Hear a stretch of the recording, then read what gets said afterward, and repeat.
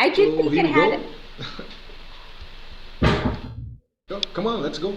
Yeah, this is the second touchdown of Reimagining Wealth initiative of 2022. We have a lot of things to discuss, and there's really good news to share.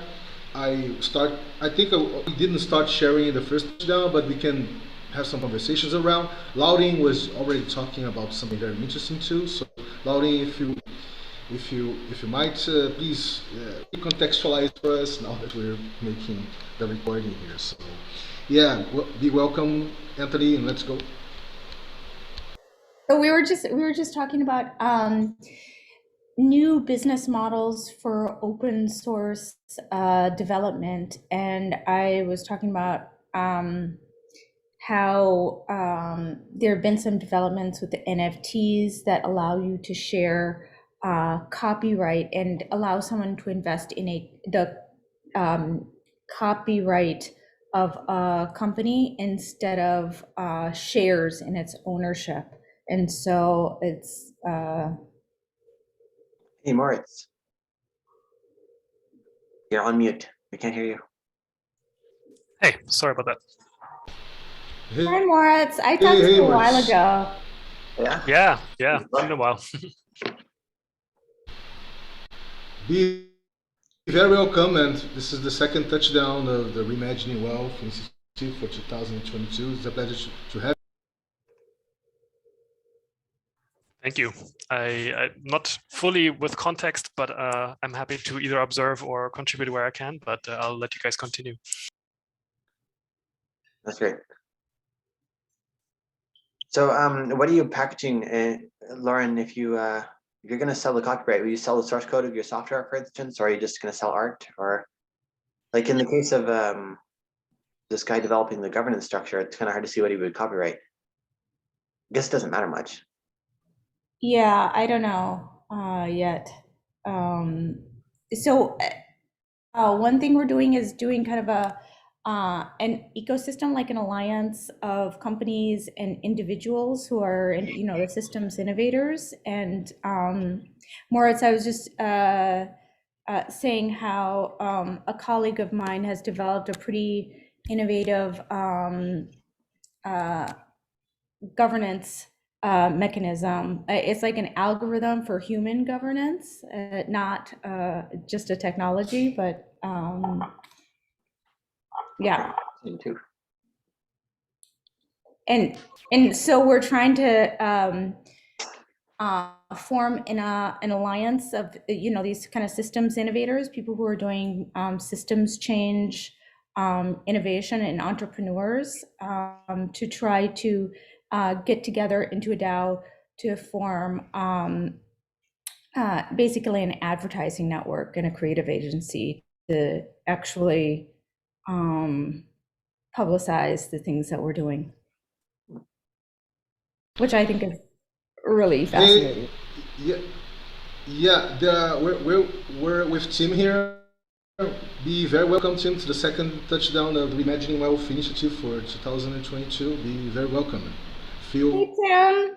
It's nice to have you back. You're in home. Hey there. Yeah, good to see you. Yeah, I'm just getting set up here. I was kind of disconnected. I had to change my speakers and stuff. So I'm just getting set up. Sorry. Be late. And Moritz, are you still? You were with Holochain, right? I did work for Holo for a while. I just started working with them again as a contractor on some of the Holo Fuel technical paper writing. But yeah, I've done other stuff in the interim, and but I'm still strongly committed to the Holochain ecosystem and doing many things within it. So yes. Okay. All right. Interesting. Interesting because you're going to encounter folks that are very committed, as myself, for instance, with the threefold environment that is rising up fast, and we're going to have news. The guys around threefold will be with us in the touchdowns here, so be very welcome. It's going to be nice to trade experience, knowledge around the two ecosystems, right? Because there are two ecosystems there. They have the potential to have all sorts of conversations and I don't know why that still didn't happen. So, I think it's mostly because of holochain's technical immaturity, but also I want to say that lots of people see competition between these technologies. I feel like it's just a matter of using the right technology for the right job, and so I've also been pushing within the ecosystem for driving out this narrative of competition, and instead, like, okay, how can we serve the needs that exist with a combination of technologies that are there? So yeah, I think it's going well. yeah, yeah, and it's going to be nice because Threefold is actually starting to sponsor a language that is very in a high. Is it the VLang language that is really interesting? I've been looking at it. We're going to have some conversations around it. It's a really elastic language to work. It's even more fast. It's more simpler. Well, we're not going to talk about VLang now, but it's just you to understand that, man, there's a lot of things that we can, a lot of conversation that we can do around this. And give a welcome to Marcin. Hey, Marcin, be very welcome to the second touchdown of the Reimagining Wealth Initiative for 2022. I don't know if Marcin is able to unmute, but Martin from Open Sociology. Meet again. Or is this different Martin?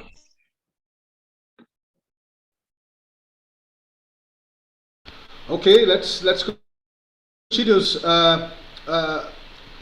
Well, I think that we could do something different today. We don't do check-ins and check-outs, but we could do a check-in. I think that is an interesting practice. So we can start doing a check-in. What you guys think, and then we can go everywhere, because you see, we don't have agenda here, we don't have a program, we're just having fluid interactional conversations here and accessing each other's perspectives and co-creating things together, eventually co-creating things together. So let's go. I'll start with me. I'm very well. I'm in the hottest climate that you can imagine. There's 42 degrees Celsius here in Rio de Janeiro. It's really hot. And if it wasn't for the air conditioning, I would be without t-shirts and sweating a lot. So yeah, but I'm still really fine and very excited that we are resyncing, reigniting this Reimagining Wealth Initiative that's really making some interesting things together. Insights, experimentations, all sorts of things, explorations, and I'm thrilled to have you guys here today. So that's me. And I pass to Anthony. Are we doing an introduction? Yeah, just a check-in. How you're feeling? How you're? Okay. I'm okay. To this, yeah. I'm scheduled to do a hackathon with TB on Monday, so that'll be great. We're gonna make the centrifuge, and we're gonna make some video and stuff, help raise funding and do some testing, advance the design of that. So I'm looking forward to that. I see we have a Marcin here. Does anybody know, is he in communication? Is his equipment working and everything? Is this Marcin from Open Source Ecology? I don't know. But we can ask Marcin. Are you able to unmute and say a little words with us here? Oh well. I don't know. Yeah, we don't. Well, let's continue. Who you pass, Anthony, to make a check-in for who you pass? Who do I pass it to? I don't know. Morris is here. Sure. Yeah, I'm doing a bunch of things. I'm doing well in general. I just came back from Kiev, Ukraine, and I'm actually, I guess, related to the topic at hand. I'm participating in some of the preliminary work before the launch of a currency design course that is going to be put on by the Meta Currency project / Commons Engine later this year as the first in a series of them tailored to different target audiences, including blockchain people, but also social change agents and so on. And so I think that that'll be a cool resource and a cool community of practice that will come up, where these kinds of reimagining wealth related subjects will not only be discussed, but also be implemented and practiced and discussed. So yeah. Yeah, when you talk about metacurrency, it reminds me of Scepter, that is more old. It's something that comes since 2006. Which has if been I remember. renamed. Yes, it's been renamed as Coventina now, but the website is still Scepter. Yeah, I didn't know about that. Thanks, man. Well, Tim, would you like to make?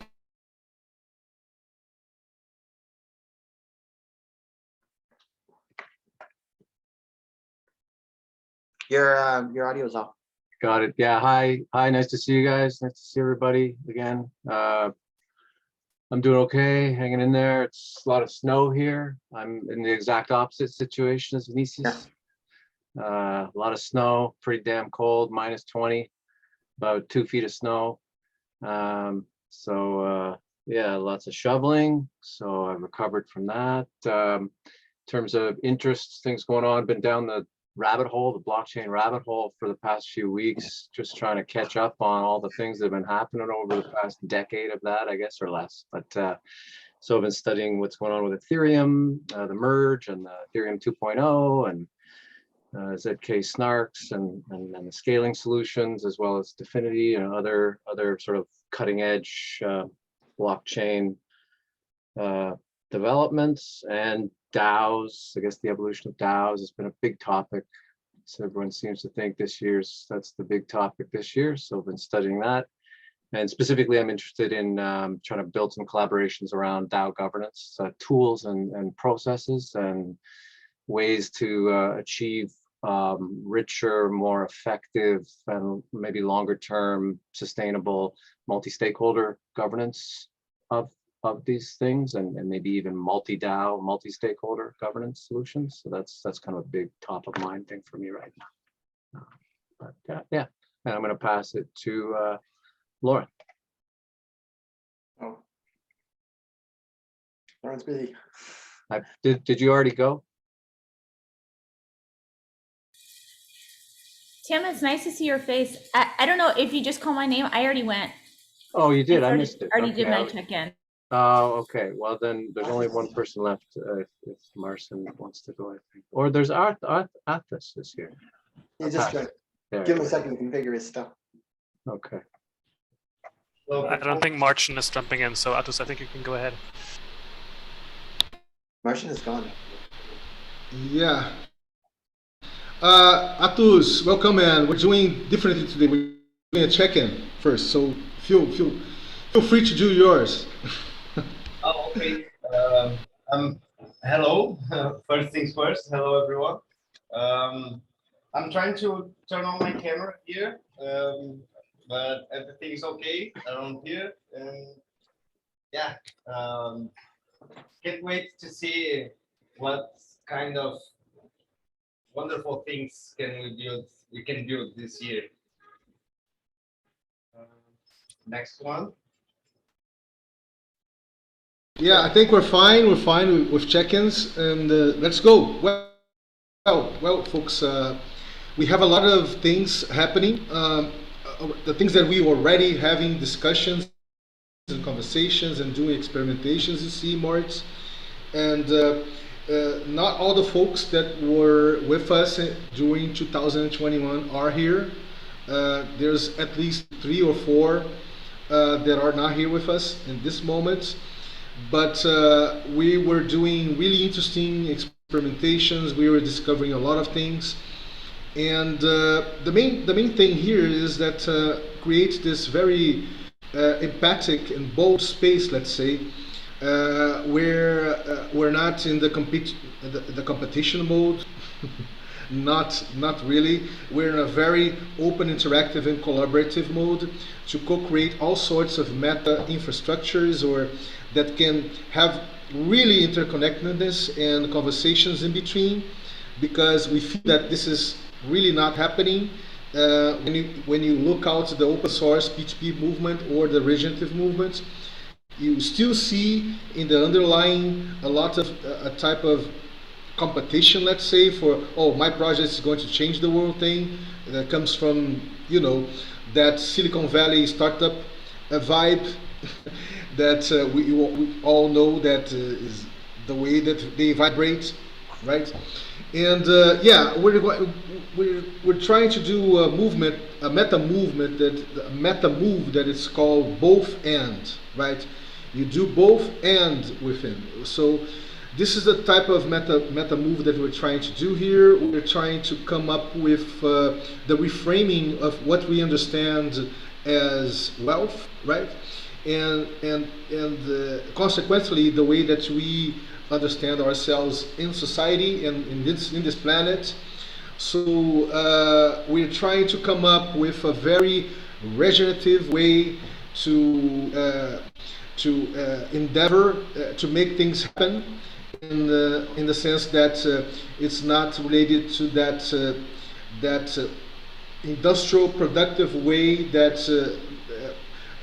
Silicon Valley does things when it comes to app projects or everything related to Web 2, right?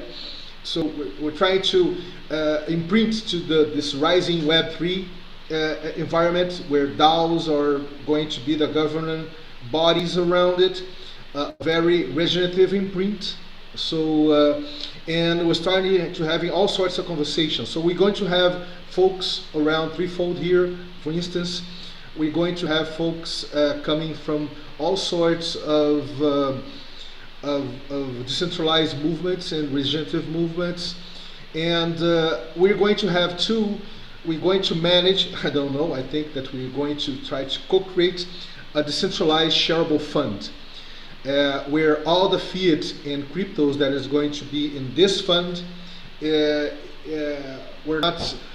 going to be, let's say, open for everybody that is co-creating with us to access it. So yeah, there's a lot of things. This is, and we're not trying to technologize it. We're going to try to make it in a very human and empathic way, in the sense that in a trustworthy way, right? Not a trustless way, a trustworthy way. And if we have to use any type of blockchain technology or even holochain, I don't know, it's going to be only for those more, let's say, automated processes within, right? That it doesn't need a human to do it. So, but this is not something already. This is going to become something, right? So this year we want to give life to this type of decentralized shareable fund in a very bold and empathic way, and we want to create all sorts of ways to endeavor and to interoperate and to interconnect with all the initiatives that are out there, like Seeds, like United Planets, like EcoRise, like I can name a lot of them, right? We already have here different DAOs, right? We have, let's say, Sensorica from Canada. We have Smart Nia from Tanzania. We have Taudao from Brazil. We have Utopia from Brazil. We already have all sorts of different DAOs here, right? Even we're tackling and working and exploring the concept of cultural DAOs. So I know I'm dumping a lot of things here, especially for who is just getting around like you, Moritz, or Tim is already around, but it's interesting just to share the wholesome of it, so to guys understand what are the challenges and what are the type of dynamics and things that we see that is really relevant to co-create in 2002 Horizon. So that's it for our opening. So it's going to be nice to know you better, Moritz. It's going to be nice to know where Tim is today. It's going to be nice for you folks to get to know Anthony and Manufacturon. That is a really interesting project, and Atus, and of course Lauren. Okay, so let's begin. Who wants to hop in and just start sharing?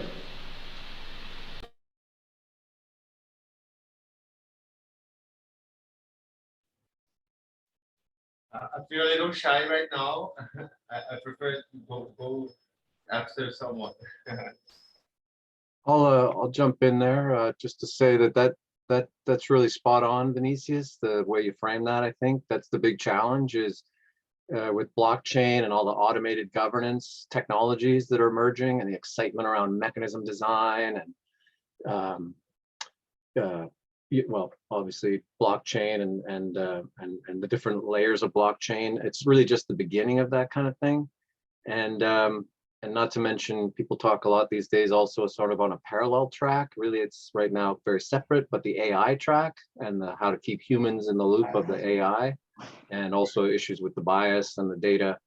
Well, just in general, the what I think they call AI alignment or something like this problem. But then when you put the two together and you have automated governance regimes and you can't distinguish bots from humans, and then you have bots being run by AIs, which, you know, this challenge of what infrastructure, what cultural infrastructure, what social processes, what ways are there that are robust, sustainable, resilient for keeping the enfranchisement of actual real people who are at all kinds of different variety of places in their lives, different age groups, different disciplines, interests, knowledge base, different skill sets, different places along all sorts of journeys that they might be on. You know, not always perfect, highly imperfect. How do you leave enough room for all of that? Especially when the natural influence, I think, of these technological elements, either intentionally and in a lot of cases explicitly intentionally, is acceleration. So if you know, if it's taking off at escape velocity, you know, it shouldn't be escaping the humans. So I think I kind of like how you introduced that for those reasons. I think it's important. I think it's one of the biggest challenges right now to try to solve. And I don't think anyone has a very good solution right now. Thank you for that. Wow, that was really interesting. You aggregate, you make it more tangible to understand what I'm trying to convey here. Thanks for that, man. And Atus, would you like now, man? I think that you're a little less shy now. I suppose, I don't know. Well, I don't know what to say. Beginning of the year, I'm curious what kind of things, how we can keep going, you know. Don't know what to say, not yet.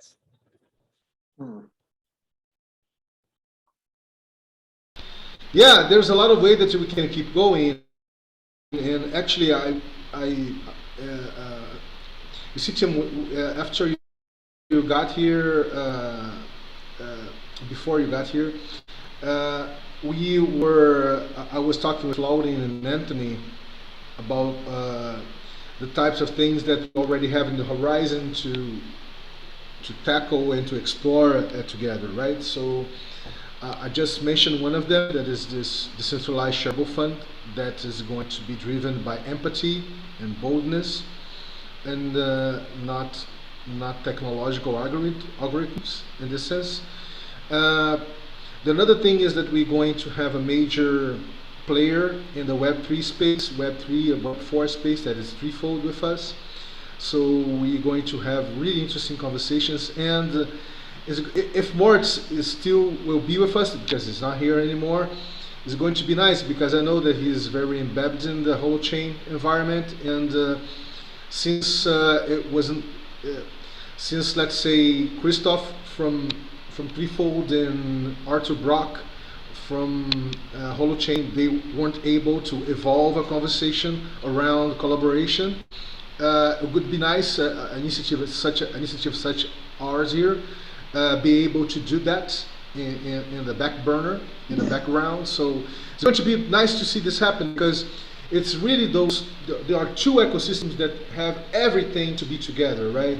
I'm not saying they're going to merge because there are different types of technologies, but at least have bridges, have interfaces, and that happening would be huge because threefold is already present in 70, 57 countries, 57 countries. So it's yeah, it already has almost 1,000. I think Atos has the latest. How much nodes threefold is actually operating, Atos? I don't have it in mind here. Yeah, something around 57. You said it right. I didn't hear you. I true. didn't hear That's you well. You true. said? Can you hear me better now? Hear me now? Yes, yes, Yeah, you're okay. yes, yes. Better, better. Uh, yeah, something around 57. But I'm not sure how many is on version 2 and how many on version 3 because it's two versions running right now for testing. But yeah, there's a lot in many countries. I can see it on the capacity right now.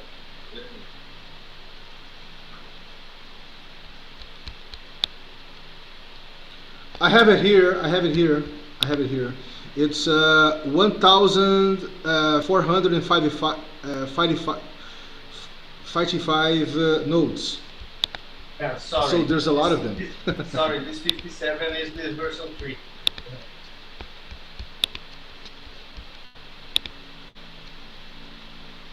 Yeah.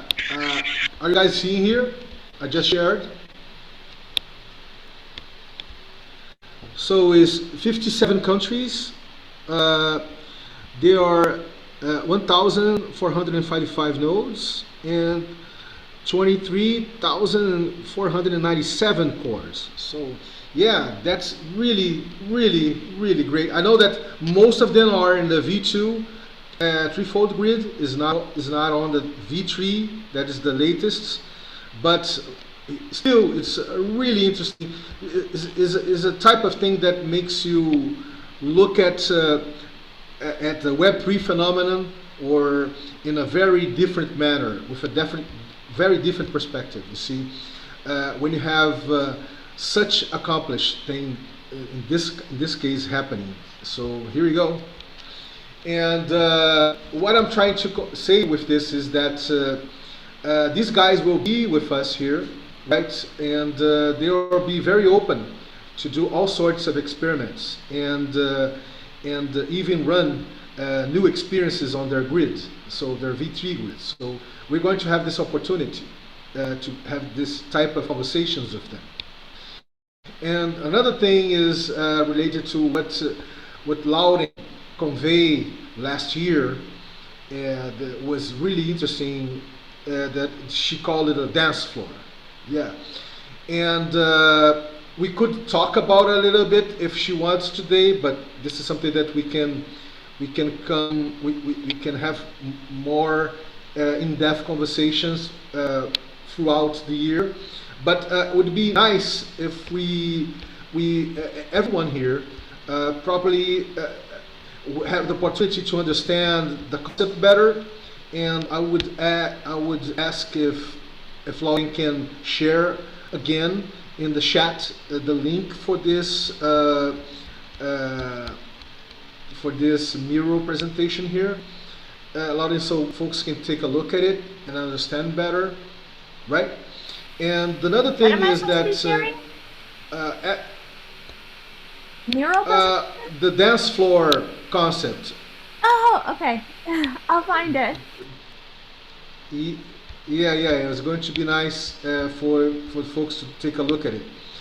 And the other thing is that Bitcoin's last match funding round results, the GR12, and what they expect for 2021. And one of the things that I can share right now that I've been attending for their, let's say, governance meetings, is that they are very open and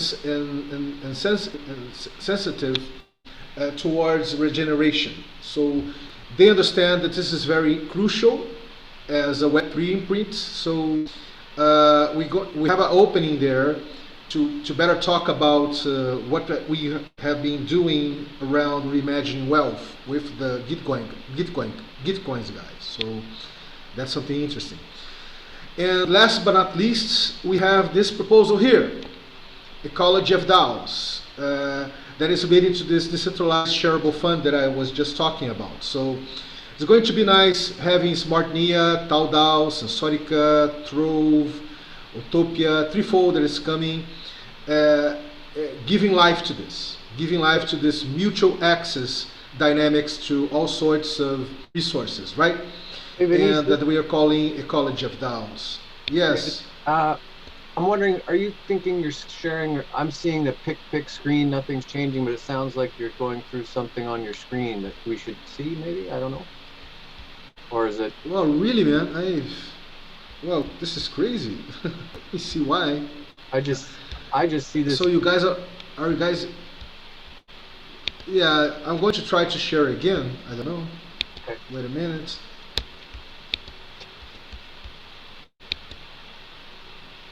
Did it go? Yeah, that's good. So let's go again. So here we have the actual threefold operational capacity, 57 countries, 1,455 nodes, 23,497 cores, and 57.33 petabytes of capacity. That is huge, really huge. So here we go. So this is very interesting when we're talking about Web3 and Web4. We're talking about something of this magnitude, and Threefold already has it. And they will be with us in this weekly touchdown. So we get going to have the opportunity to co-create all sorts of things with them. So that's one. The second one was the dance floor concept that Lauren came, that is related to a collective intelligence works that she's been doing for years, and really interesting to look at it. That's the thing that I asked Claudine to share in the chat for you guys to take a look at. That would be a metaphor to describe a network where we work out lots of issues that we need to work out in order to make the concept is to lay the groundwork for kind of exponential intelligence that can meet some of the problems, because all of our problems are exponential, so we need exponential intelligence to deal with them, and that's a metaphor to that. I see the path to get us there. So.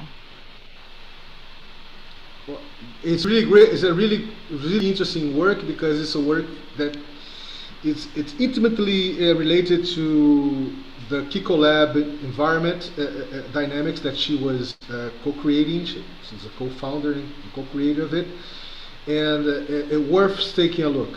You see, Tim, it's not only Tim but Atos too. I think Atos already did it, but that's it. So we have the Gitcoin space that is starting to open themselves to the regenerative imprints and footprints, and that's nice. I've been attending to their governance meetings and having some voice there. So we're going to have some Gitcoin folks here with us to have some conversations with them. So that's nice too. And last and not least, this concept that I don't know if Tim was presented to, that we have a lot of talks in 2021 around, is the College of DAOs, that to co-create this very empathic and bold space, trustworthy space, where we don't treat every endeavor as a closed source organizational body that has to endeavor itself in an independent way. No, we're talking about we're trying to see ourselves as organisms, very permeable, very interactable, very mutable organisms that we can actually be doing work. We can be nurturing each other together. We can be accessing all sorts of resources. We can be sharing resources. So this is the concept of ecology of DAOs. And we already have TauDAO in it. We already have Utopia in it. Already have Sensorica in it. Of course, Sensorica mostly with our friend TB and Anthony and now UTIM. And Smart Nia is coming around. It's not really active in the sense, but Threefold is very interesting in this type of blueprint here, excuse me. And so that's just in a nutshell the things that was already happening, right?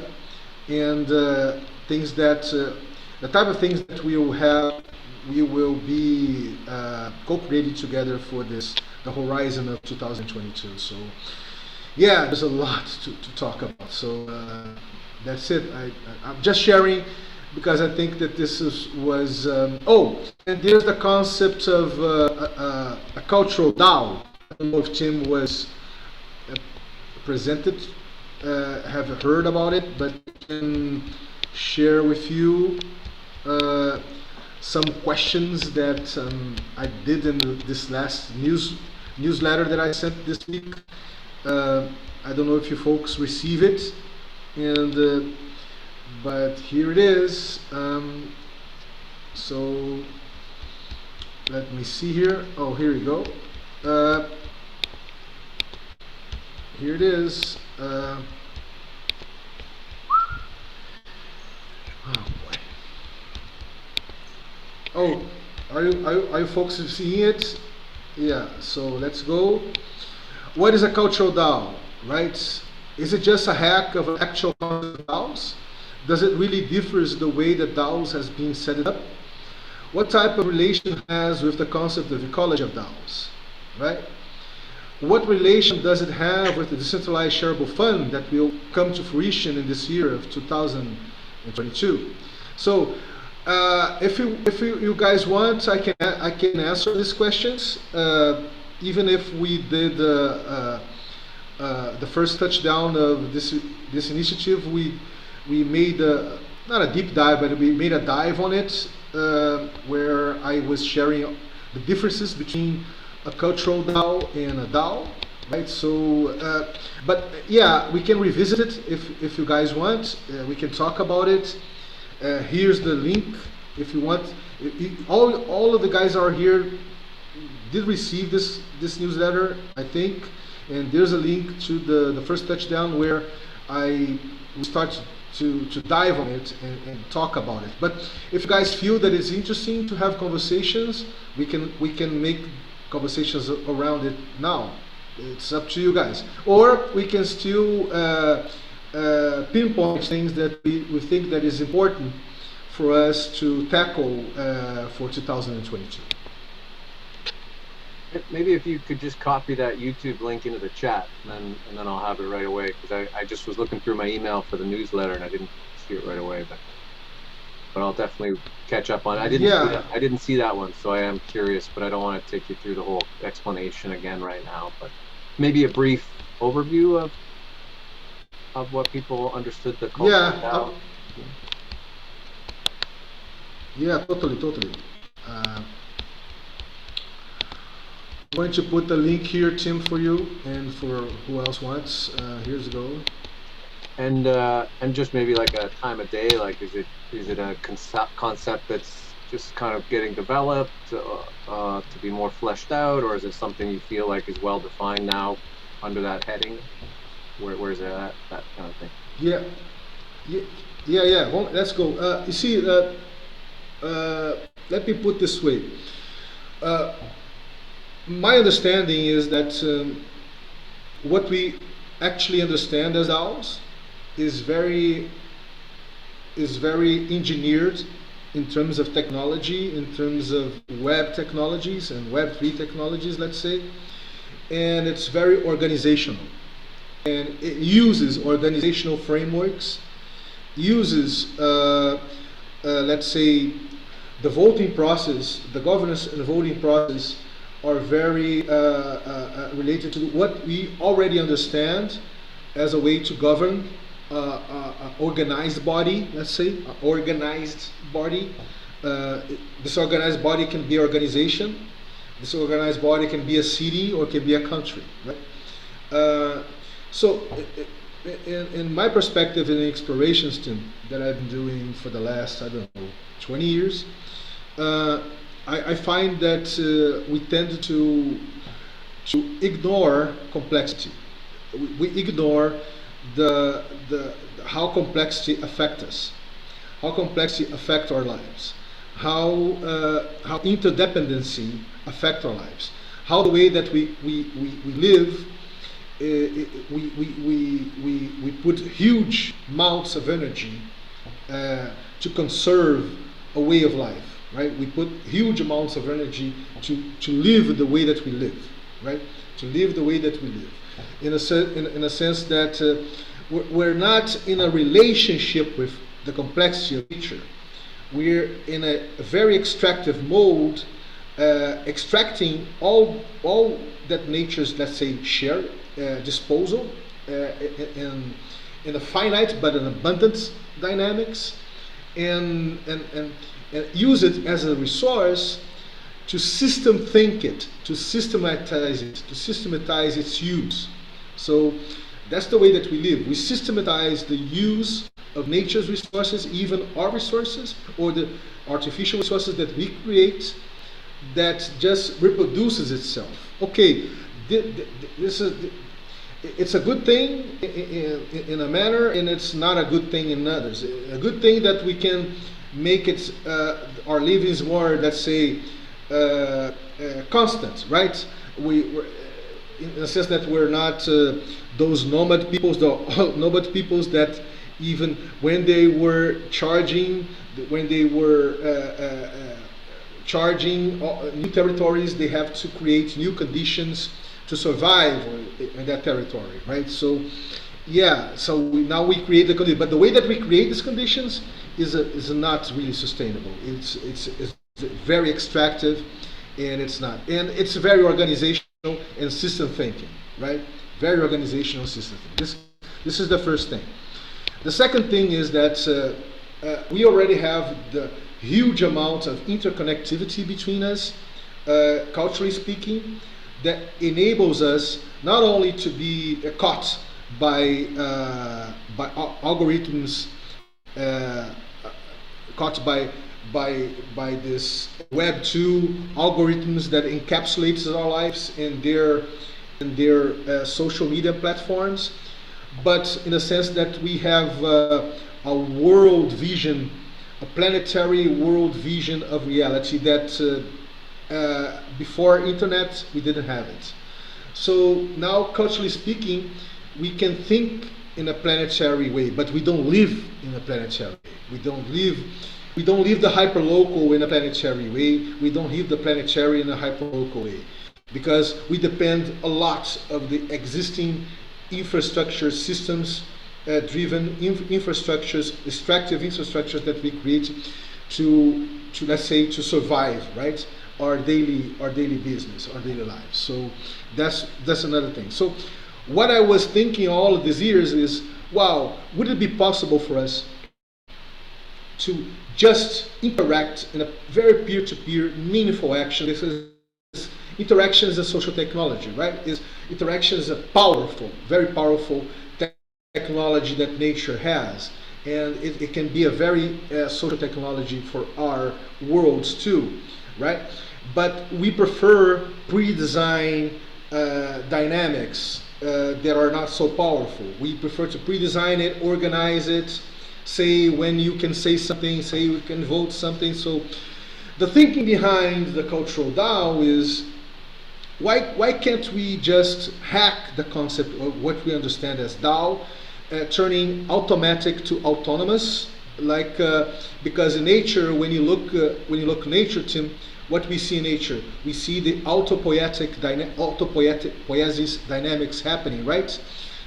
In a sense that everything is able to recreate its own life within itself, but of course with others, of course, too. But it's something that it's intermingled, very intermingled. The capacity to regenerate our body cells and the capacity to regenerate between us. So the cultural Tao dynamics is based on narratives, is micro narratives, is based on interaction, is based on empathy. That's something that's very unique, not only for us, but especially for our species. So it's based on something that is not organizational, is very organic. So extremely organic. So in that sense, what we're talking here about when we're talking about cultural DAOs is to co-create all sorts of environments and spaces, and bold spaces and empathic spaces, where everybody feels really, let's say, thrilled to share, to interact, to be honest, in a sense, that the things that he wants really to make it happen. But mostly, the fundamentals is to understand that the thing that makes this planet alive is something that is not only in my possession or your possession, is not only that it has an individual, let's say, take on it. It's related to the whole, and this whole in this planet is the natural commons, right? So the natural commons is what sustains life on this planet. So in this sense, the cultural DAO is very related to create digital commons, it's related to social commons, all sorts of commons, and wealth commons, where everybody can be nurtured and nurture it. So that's the cultural DAO dynamics. And we have been experimenting it in different manners with some organizational framework, very minimal organizational framework, like it happens on Utopia, and without any type of organizational framework like it happens on Taodao, let's say. So we've been doing all these sorts of experiments, micro experiments around it. That's it. I don't know if I'll be able to frame it well for you, Tim, but I think that me and you, we have a real good connection. So even if my English is not so good to explain it, I think that I was able to share it with you. So Yeah, that's great. Thanks. Yeah, no, I think I get where it's going, and it does sound like it's time of day wise, it's very much a beginning. Even though you've got the many years behind the thinking, it sounds like the actual kind of rendering into reality or realizing of the cultural DAO as under that heading is still something really evolving and just getting started. So it's good timing. yeah, it's just getting started, and this is very fresh, very new, and very alien for a lot of people, because alien in a sense that it's interesting how we don't value things that we should have been valuing in our daily lives, like the capacity of nature to regenerate itself in daily basis.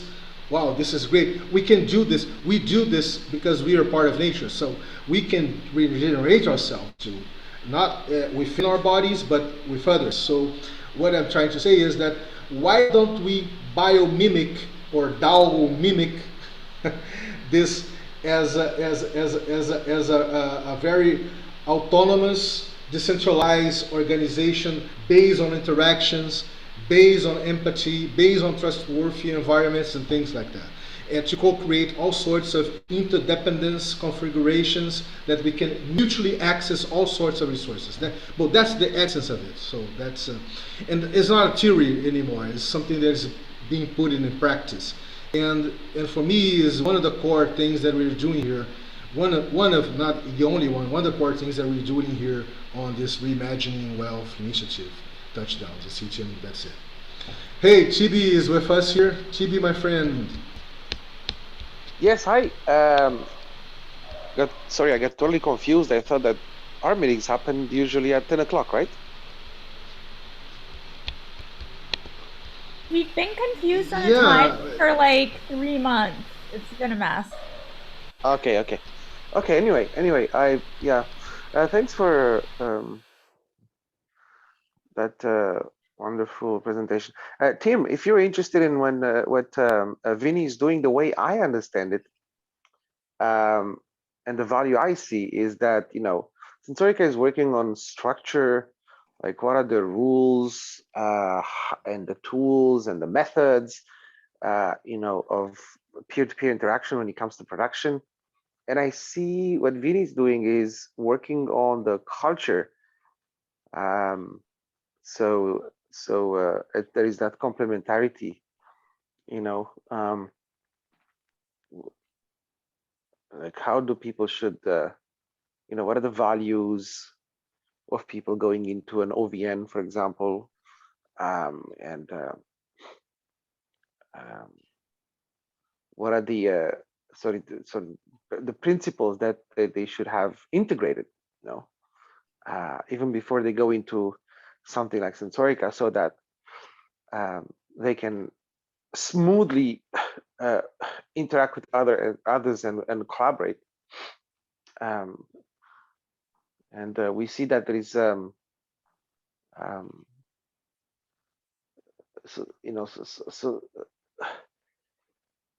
society is not there yet.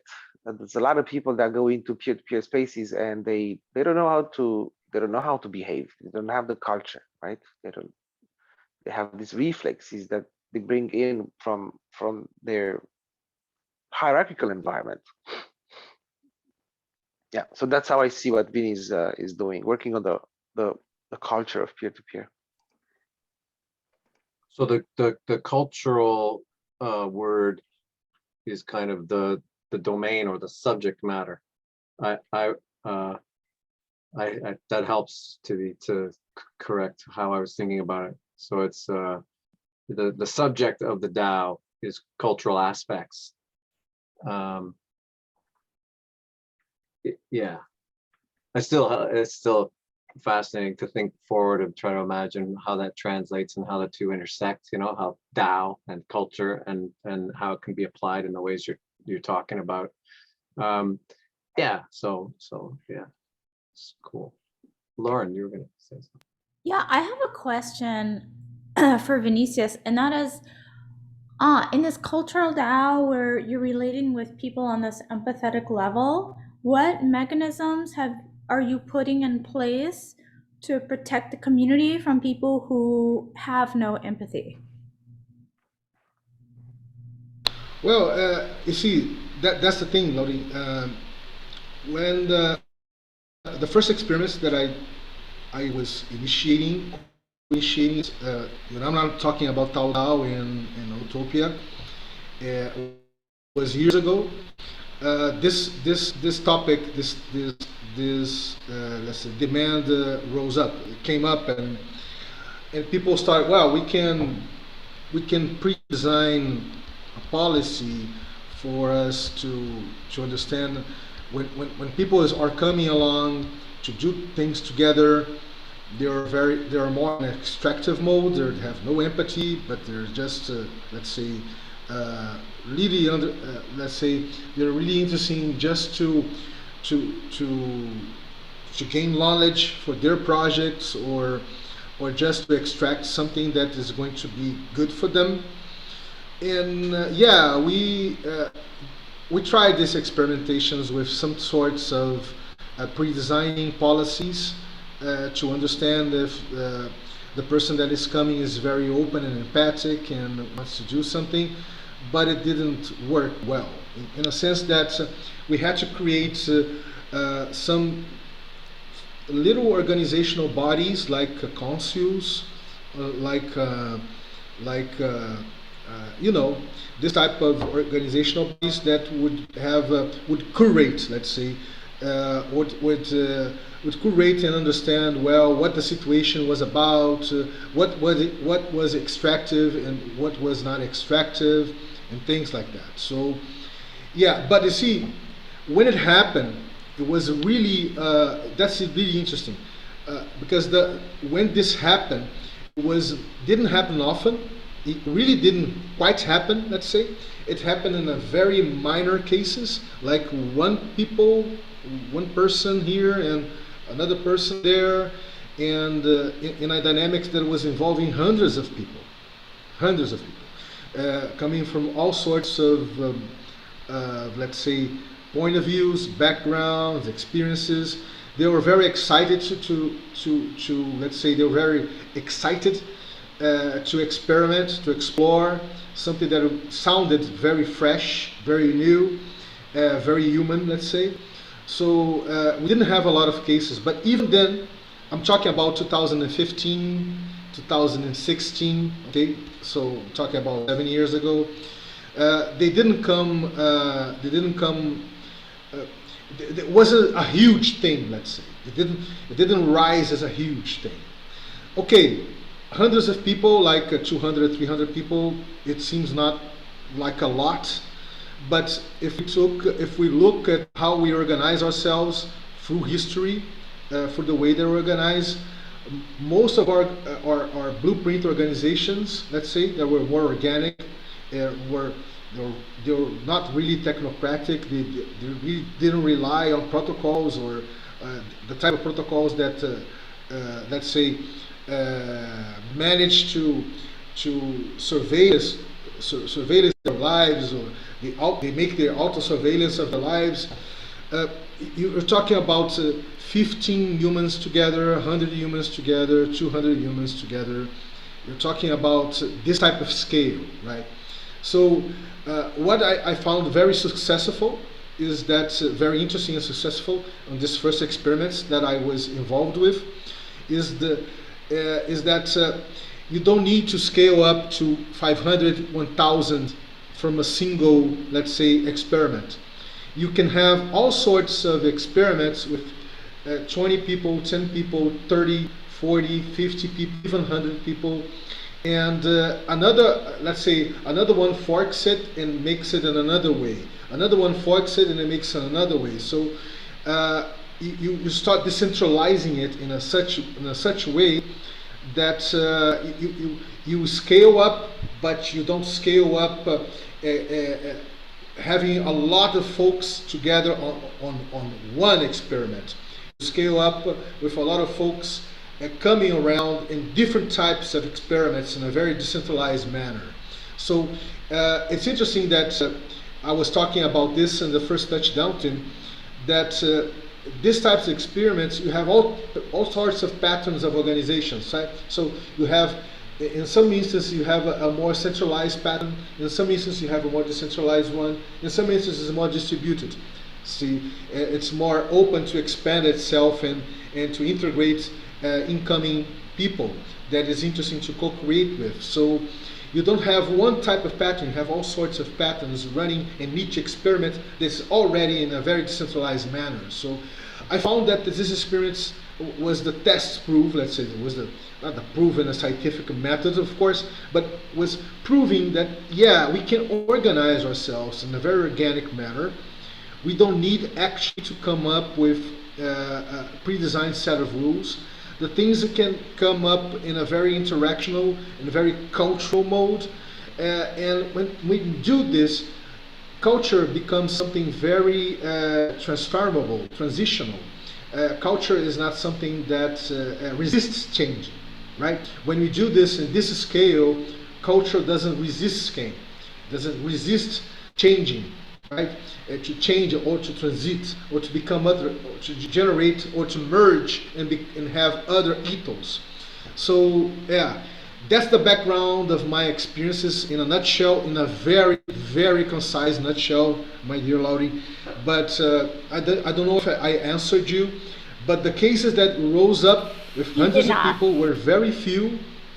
Yeah, were very few. Yeah, were very few, but well, I think I did not, because the way that we pre-designed the first experiments to detect people that were not really empathic towards the experimentation was just how they were not inputting a lot, or not sharing or not inputting energy on the experiment. So there, you could sense, we can sense when people are not sharing or not inputting energy on it, or just sucking it out like a vampire, let's say. You can sense it. And even if they're very smiley and very interested, you can sense that they're just in extractive mode. But that didn't harm, let's say, that didn't harm the things that we were doing. That's I can respond directly for you, Lauren. So that's it. So I guess the trick is to operate below the numbers so that you have the same dynamics like in the village. Everybody knows what everybody knows. Yeah.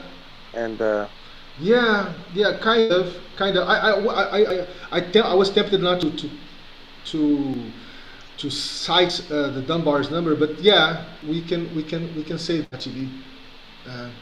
At least from the experimental dynamics that I was still involved in, yeah, it makes sense.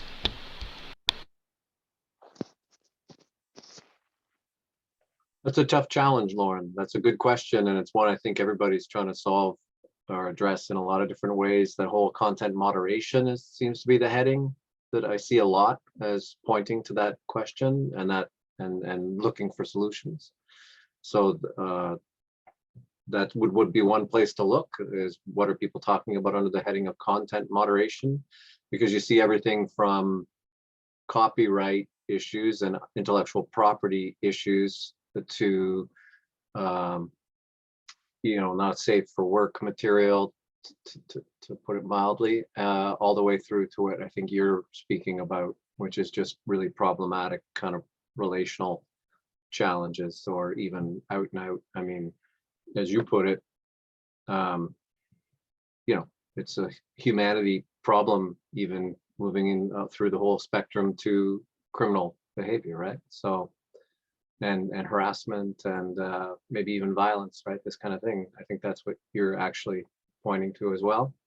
So it's a huge problem that humanity has had since before humanity, all throughout life on the planet. So it's a tough one. It's a tough challenge to lob out there like that. So, but it certainly in the online spaces and in the digital realm, it's really kind of confusing us as to how to deal with it. I mean, look at people always, I feel like really cliche pointing to Twitter, but I mean, that's the thing people point to a lot today, is to just look at the friggin' bloodbath of social game playing and God knows what kind of psychological crap going on the Twitter sphere.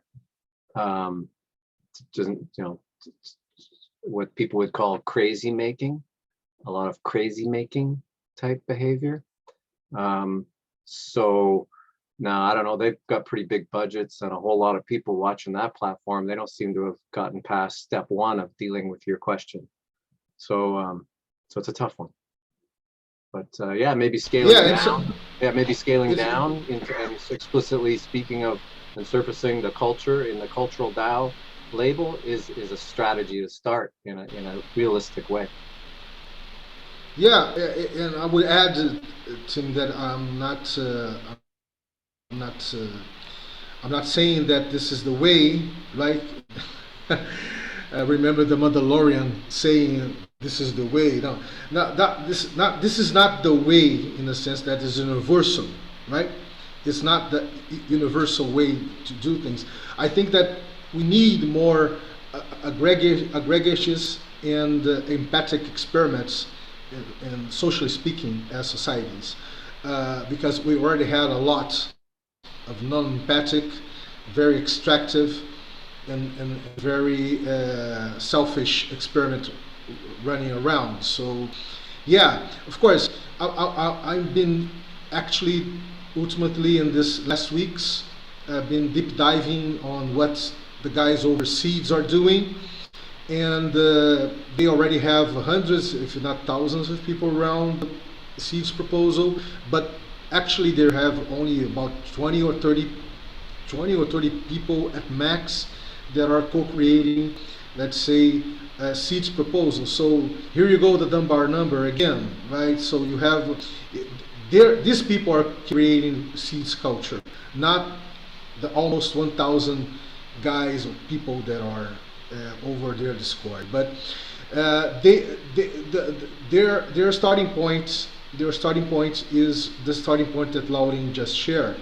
And how can we deal with non-empathic, extractive people that are coming around and doing all sorts of scams? And the way that they're doing is actually coming with councils, coming with places uh, to, to, to judge, let's say, a occurrence, and not actually a jury, right? But they are doing something like to better understand why that specific folk there didn't wasn't so in tune with the culture and things like that. So yeah, they're doing something like this. But the starting point was that's the thing that I'm just laser focusing on it because it's important. Their starting point was an organizational framework, right?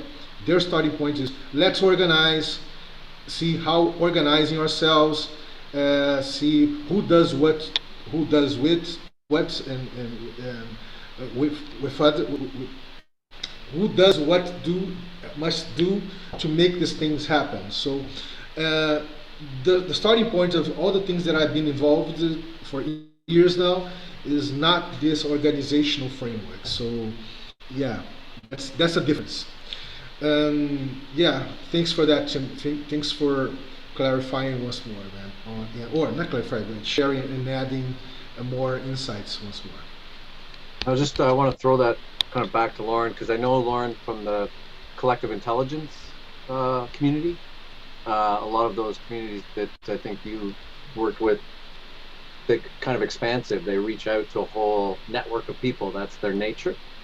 So I don't know, is there any, I don't know, maybe we're repeating things you already talked about, but were there lessons learned or key principles or concepts or things that you thought would be really important to bring into this realm to help get off to a good start in that issue? Tibi mentioned Dunbar numbers and scale, but yeah, I mean, you've been in a lot of high variety collective intelligence. Has there been any like collective sociopathy to have to deal with? I mean, I would say I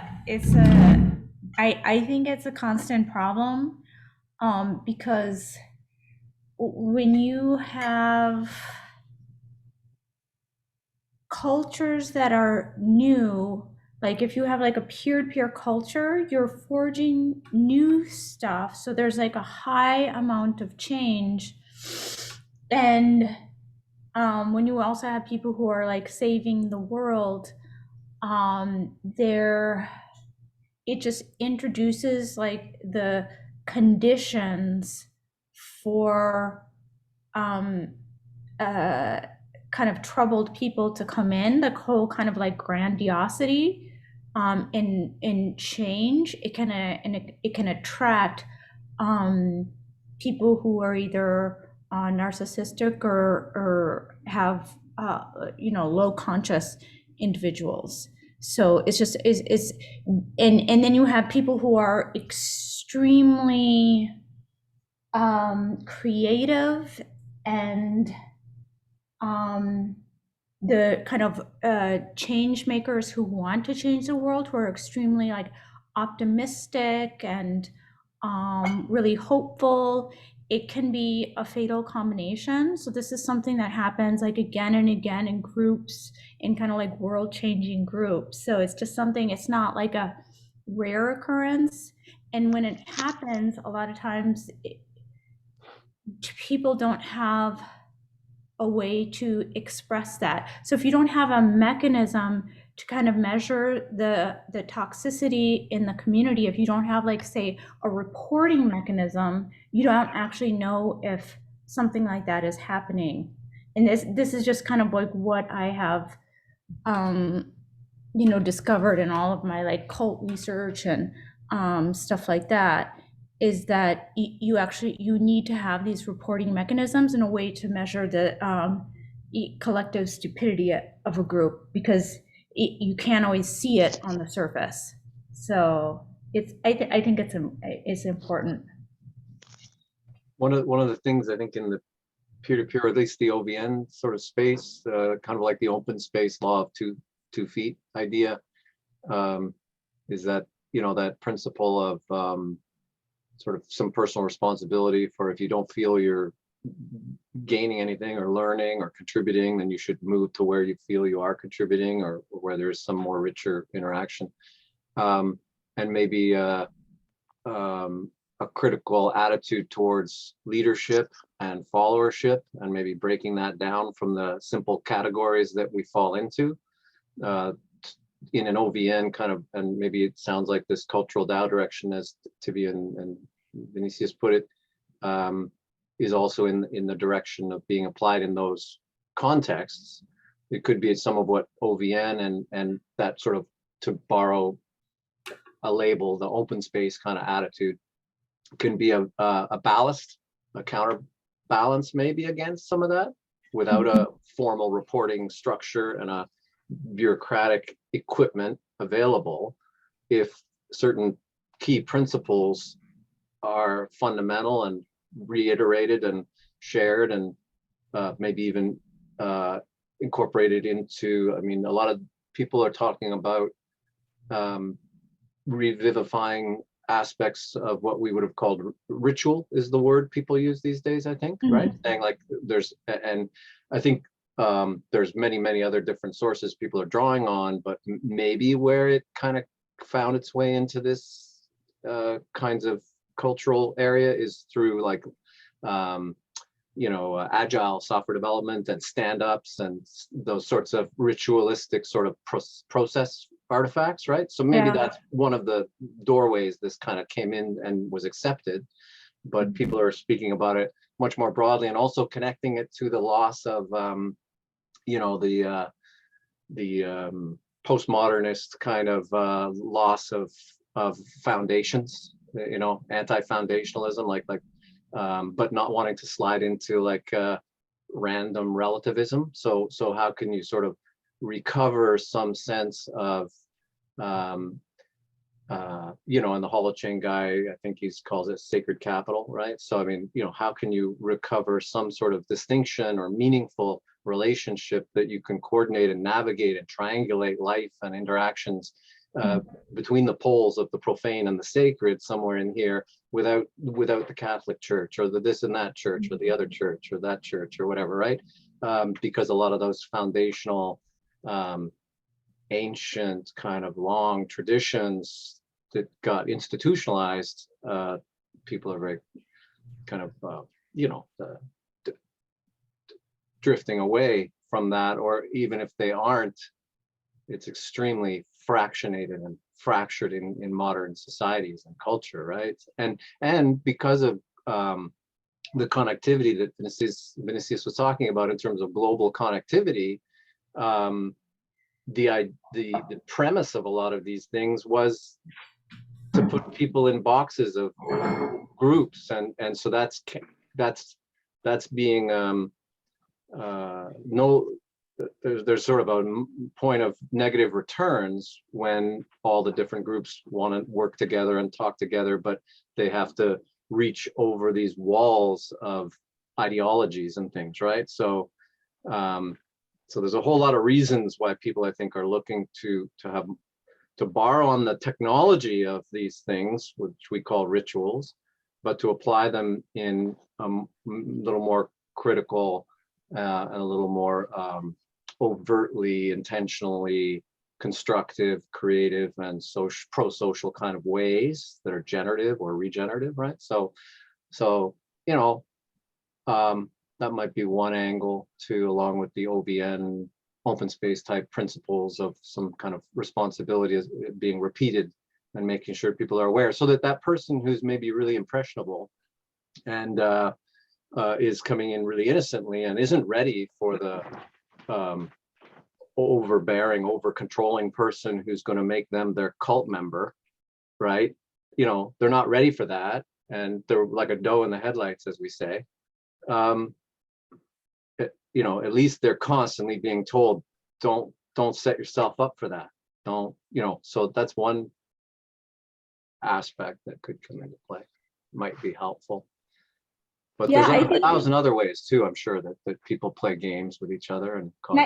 I'd like to hear TB's take on this too, because when I kind of first got into this sphere, TB was one of the first people I reached out to. And after we talked, I don't know if it was just a coincidence, but he wrote this piece on La La Land.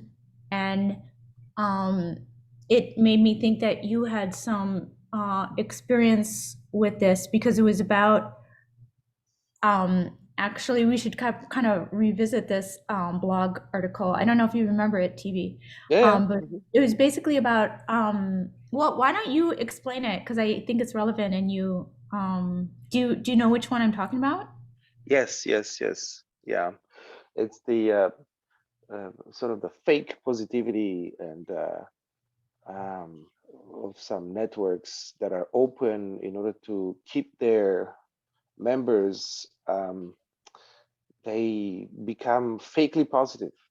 Everything is beautiful and yay, let's cheer people up. And it becomes, when I say La La Land, it's like all the negative stuff, just put it under the carpet. And you cannot confront people. You cannot tell anyone that, hey, you know what, I don't agree, that's wrong. So they get into this spiral dynamic where they like you said, Lauren, the collective stupidity rises at some point in this kind of circles, because they have no ability to purify themselves from the negative, right? They cannot be confrontational, they cannot be real. And if I want to, okay, so to build on that, I can connect Vinicius with Vinicius cultural DAO and the experimentation of peer-to-peer at the cultural level with Lauren's how do you say concern for governance.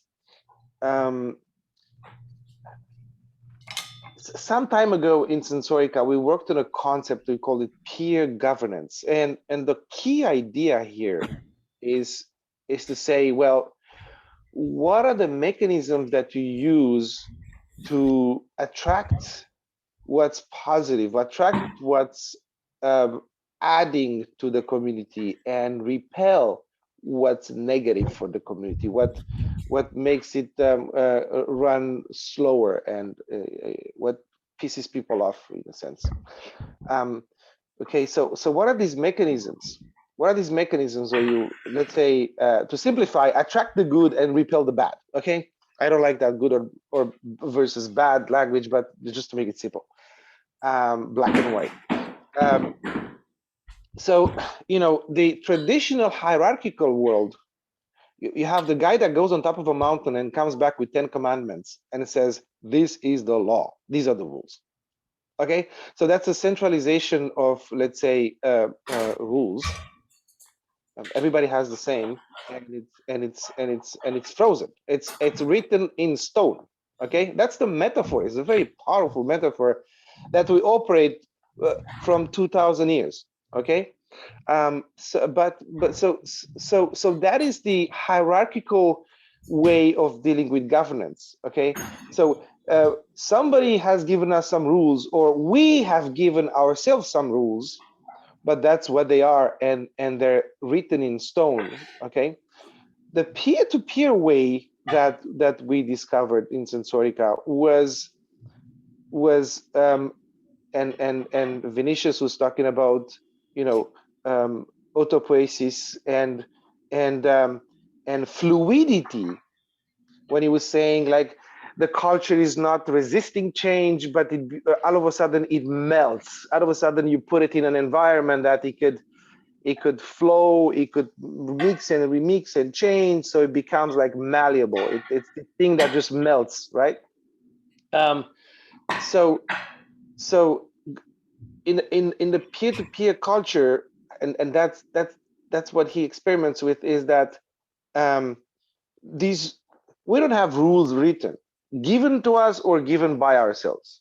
Okay, the idea was, what if we have a place where constantly people publish what are the core values that they respond to today, tomorrow, after tomorrow. Okay, so I can say, well, today I came to the conclusion in my own evolution as an individual that this principle is extremely important for me. Okay, well, and what if other people are reporting the same thing as they evolve? So that place becomes a constantly shifting, organic place of declaration. So when somebody enters a space like that, he says, okay, everybody here is sensitive to that thing. Some people are sensitive to the other thing. Some people are sensitive to yet the other thing. And now today, based on that, I know that if I'm gonna do this, I'm gonna piss a lot of people off or very few people off. You see what I'm saying? So instead of saying, okay, here are the 10 commandments, we say, here's how I feel about these things. And Vinny says, okay, yeah, here's how I feel about these things. Okay, and now everybody knows, everybody computes that my behavior can affect the group or can affect an individual in such and such a way. You see, so we're not writing 10 commandments here. And I think somewhere this is where Vinny is going with interaction. You know, when he says interaction, and interaction is I don't know, it's something like the purest form of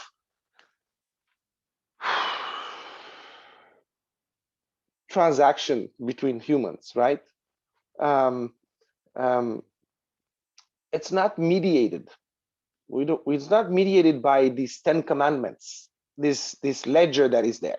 Okay, you see what I'm saying?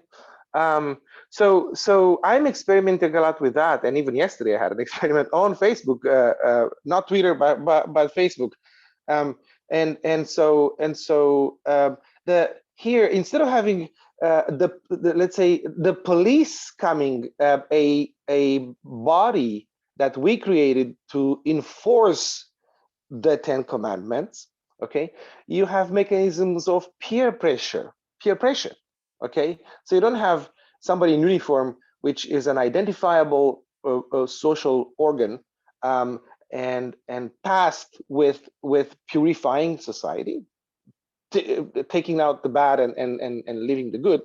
Okay, you have peer pressure. So you see that the way rules are written, okay, and the way rules are enforced are kind of very different in a peer-to-peer society, according to me, and what we experimented with in the past. And we have a document, peer governance, that explains that. Was written a long time ago.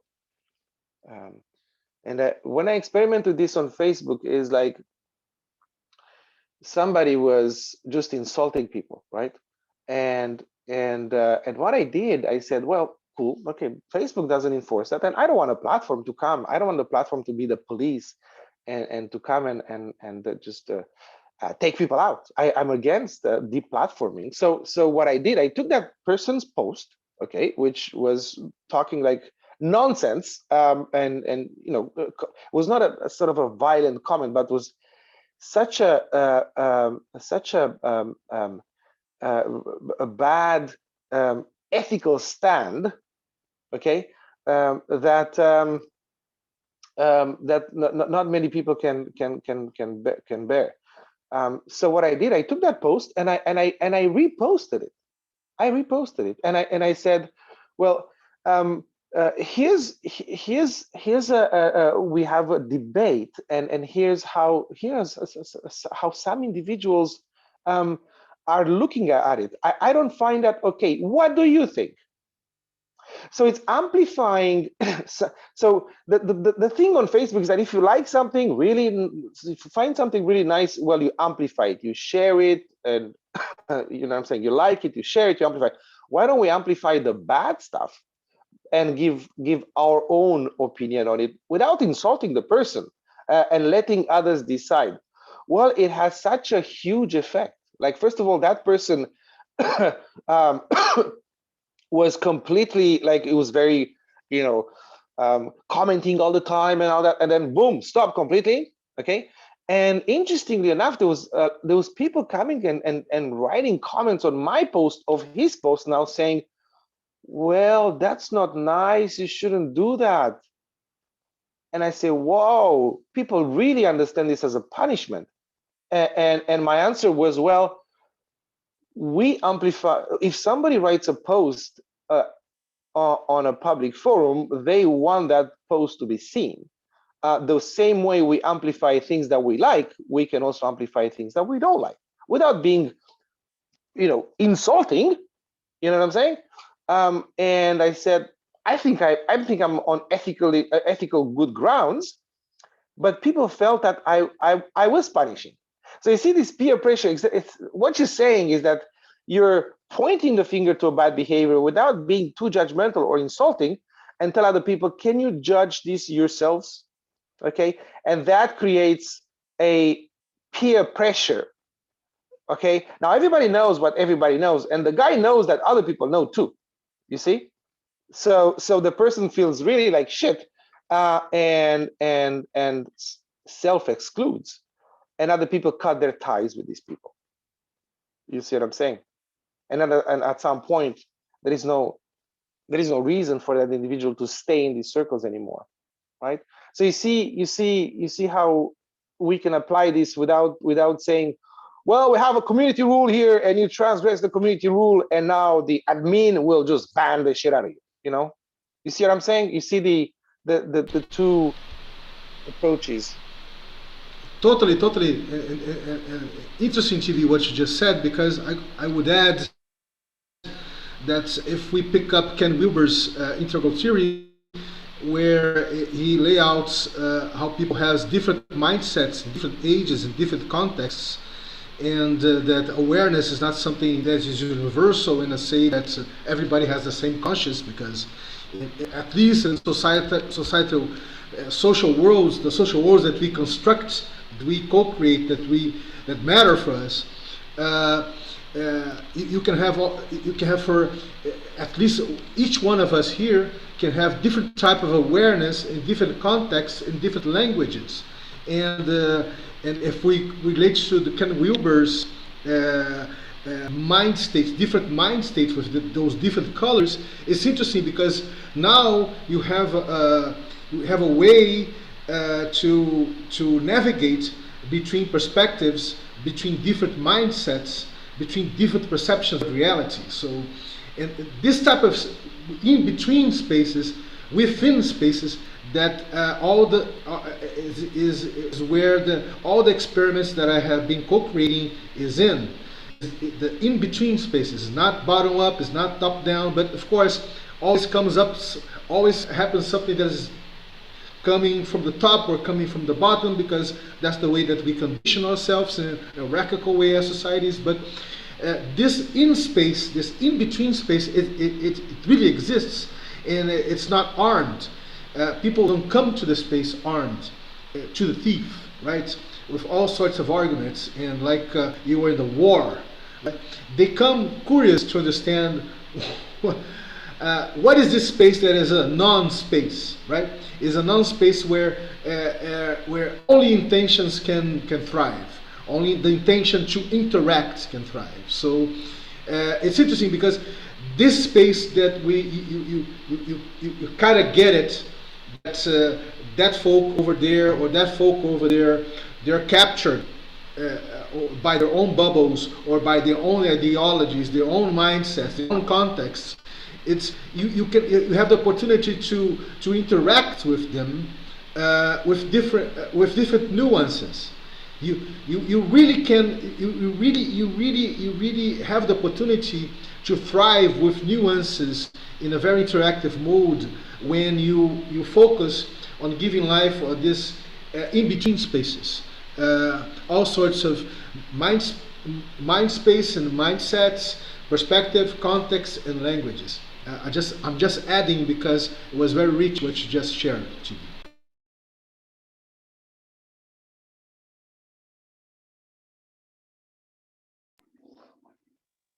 Yeah, I think what I could add here is that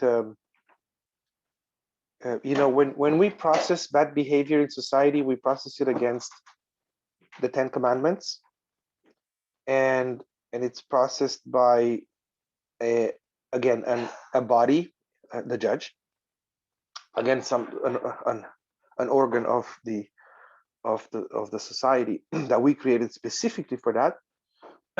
but when in peer-to-peer, and that's why experimentation in peer culture is good at that small level, because we try to extract ourselves from the hierarchical paradigm. And if we start from the basics, like the interaction, if we start from the basics, we might come to these new dynamics free of the hierarchical luggage that we carry with us. So to go back to the idea, is that when this peer pressure is applied, it's not interpreted by a judge against the Ten Commandments. It's processed in everybody's brain at that particular moment, in that particular context. And the result is the aggregate of what everybody feels and thinks at that particular moment. It's not the Ten Commandments and the judge. Is Yeah, how everybody's that's processing what the information, some and it's fluid. yeah, yeah, that's what some guys are calling distributed cognition, right? When you share it and other folks start thinking of it, they're thinking together, not always in synchronous in a synchronous timing, but in a asynchronous dynamics too. So this distribute cognition uh, gives creates the space for us to thrive interactively in terms of sociability. That's very interesting. This is something that has been studied for some cognitive cognitive science. But yeah, Latus, you would say you want to say something, man. So, No, it's okay. It's just I was thinking about this model what TV was talking because I think the problem the problem in this model is the same as Lauren told us before. People who dishonest people, because even in this voting system, uh, might have some people agreeing between them to vote something or to hate something or to like something. Um, I don't see how this is different from Facebook system. We had a bad election process last time uh, because of this algorithm, because of this behavior about I feel about it, but I think I'm missing something. There's one piece of the puzzle, or some pieces of this puzzle that I'm missing.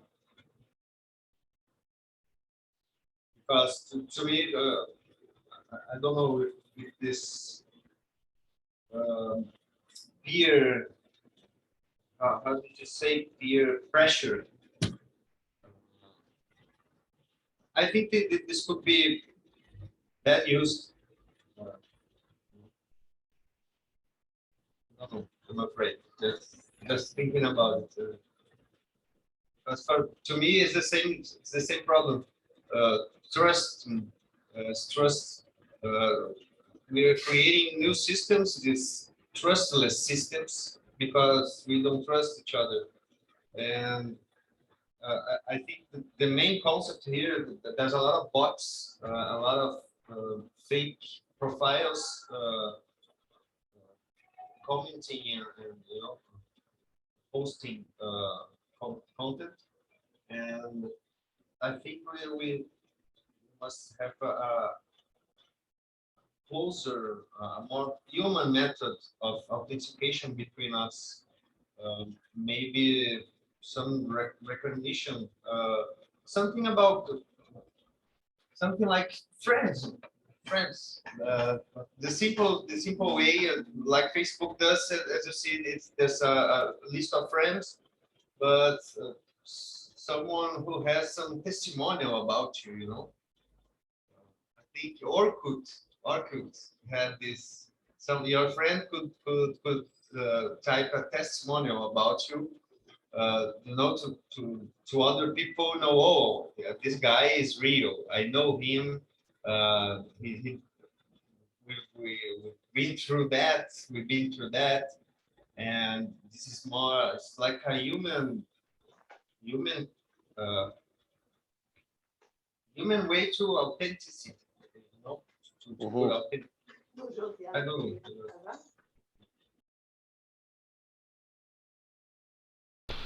Well, guys, we're heading here for the top of the hour, the end of the second touchdown of the Reimagining Wealth Initiative of 2022.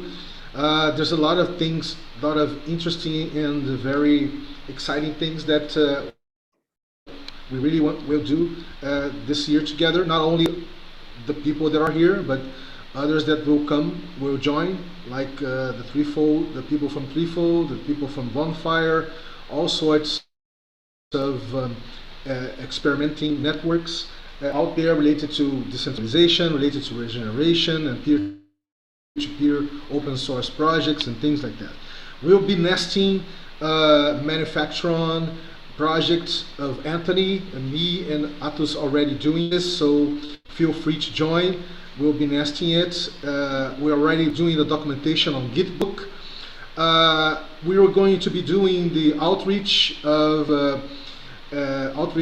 all the open source projects of Sensorica, as we've been having conversations with TB, and we will be using the concept of this decentralized podcasting experience that Utopia does. Is the old cast experience, right, TB? So we're going to be doing this too, starting to do, and yeah, we have a lot of time to better understand this proposal, this cultural DAO experience that is happening with Utopia. It's happening with Tao DAO, and I think that TB kind of opened a space now with Tim to make this happen too within Sensorica environment. That's nice, and of course, interface with what Lauren is coming up with her husband going to Africa, and all sorts of interfaces that we can have with him and her there is going to be nice too.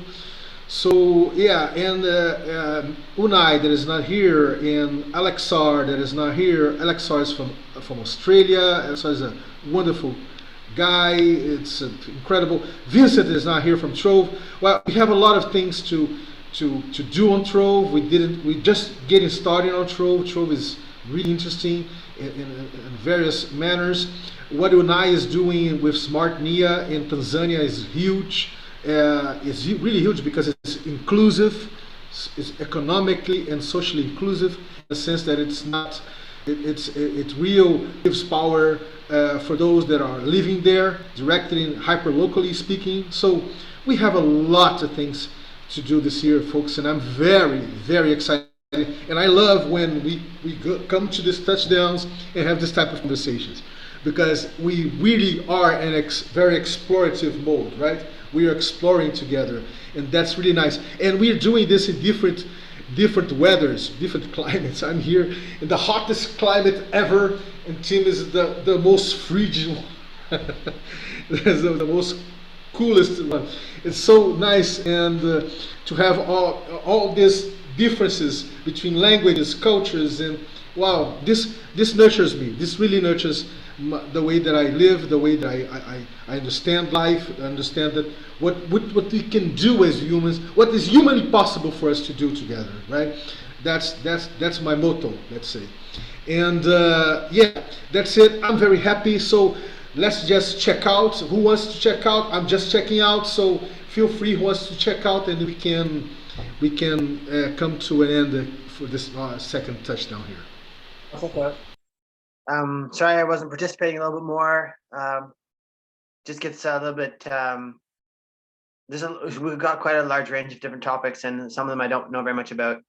Although I appreciate that Tim knows more about cryptocurrencies and DAOs and stuff. So maybe we'll talk more about that in the future, because I'm very much interested in that in particular. Just getting things done in a decentralized way is really important, I think. Yeah, I look forward to seeing you all again later, and look forward to Athos and Vinny and collaborating on the Manufacturetron stuff, because I think that has a real future, although it is going to take a little while, and it's going to take a lot of work. But yeah, it does have a lot of potential.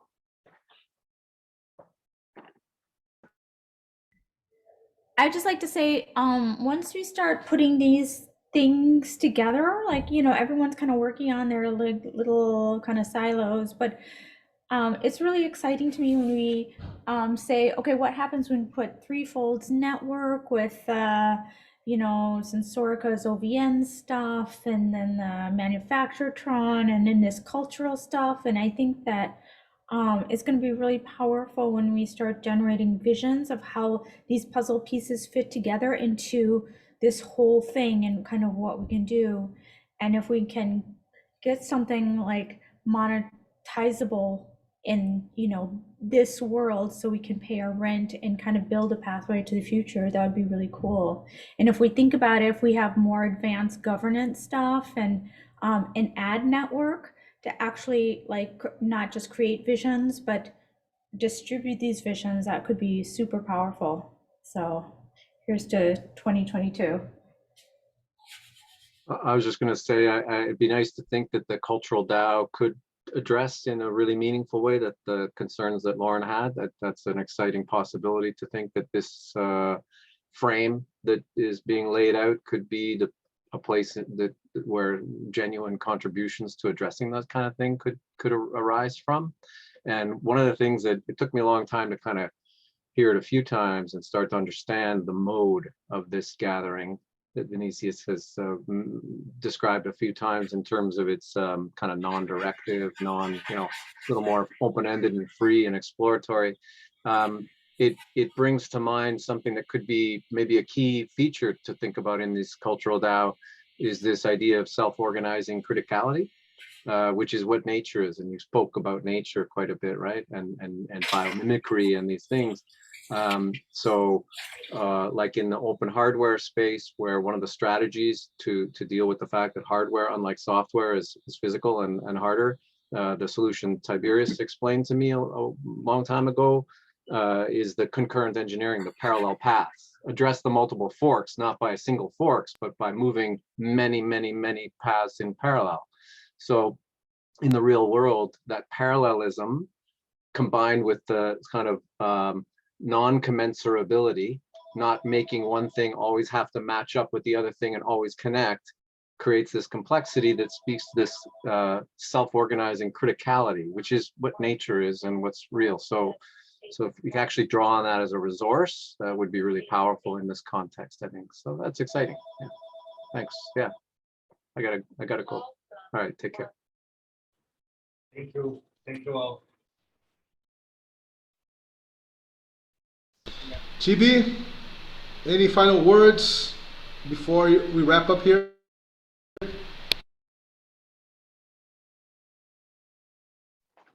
Nothing much. Happy to be here. It's I think it's Okay. pretty nice.